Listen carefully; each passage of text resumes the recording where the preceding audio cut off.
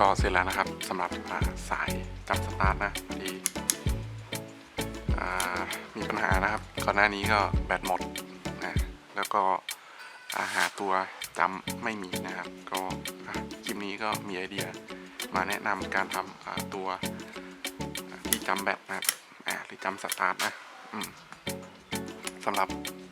ป้องกันแบตหมดนะครับมีติดรถไปก็ดีนะชุดนี้นะครับรวมทั้งหมดก็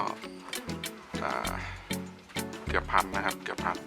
แค่เฉพาะสายนี่ทองแดงล้วนนะครับประมาณเห็นเขาบอกว่า 1,000 เซนนะนี่ครับ 1,000 เซนแล้วก็ตัวคีย์แบตตัวนี้นะครับคู่ละประมาณ60 บาทนะครับก็ผมสั่งมา2คู่นะครับ2คู่ก็จะประมาณ120นะครับส่วนสายผมลืมแจ้งไปว่าสายเมตรละ80 บาทนะครับขนาด35 สแควร์มิลนะเมตรละ80ผมใช้อยู่ที่ประมาณ